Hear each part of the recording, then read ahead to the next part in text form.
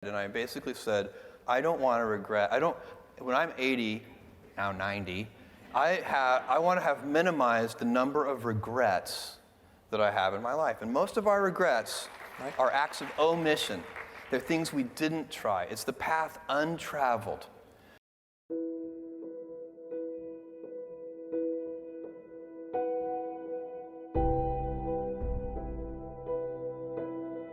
I got the idea to start Amazon 16 years ago. I came across the fact that web usage was growing at 2,300% per year. I had never seen or heard of anything that grew that fast. And the idea of building an online bookstore with millions of titles, something that simply couldn't exist in the physical world, was very exciting to me. I just turned 30 years old, and I'd been married for a year. I told my wife, Mackenzie, that I wanted to quit my job and go do this crazy thing that probably wouldn't work since most startups don't, and I wasn't sure what would happen after that. Mackenzie told me I should go for it. I didn't think I'd regret trying and failing, and I suspected I would always be haunted by a decision to not try at all.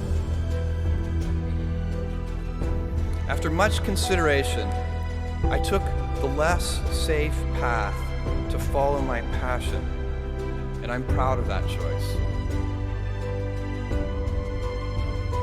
I think we all have passions, and you don't get to choose them, they pick you, but you have to be alert to them. You have to be looking for them. And when you find your passion, it's a fantastic gift for you because it gives you direction, it gives you purpose.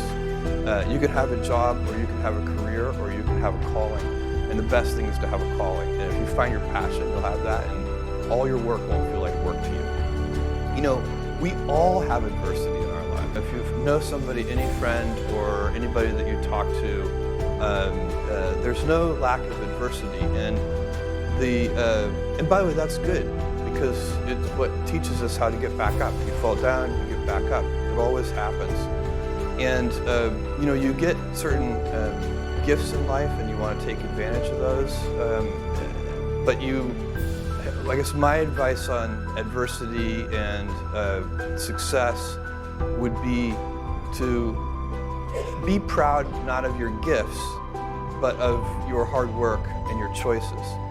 So, you know, you may be, the kinds of gifts you get in life, you know, you might be really good at math. It might be really easy for you. That's a kind of gift. But practicing that math and taking it to the next step, that could be very challenging and hard, and take a lot of sweat. That's a choice. You can't really be proud of your gifts because they were given to you. You can be grateful for them and thankful for them. But your choices, you choose to work hard. You choose to do hard things. Those are choices that you can be proud of. Amazing about your success is that your timing was good too. How does an innovator actually identify that historical momentum, that Kitty Hawk moment? You recognized what was happening with the internet, and you said, you know what, there's actually room for me to start with books and then move on. How do you do that? How do you find the time and the momentum and the zeitgeist? Well, I think to some degree, you follow your passions and then wait, you have to hope the wave catches you. I was always interested in computers. I was always interested in software. I was always a big reader. I think everybody has their own passion, their own thing that they're interested in. And then you're very alert to the things that are in the sphere of influence of that passion.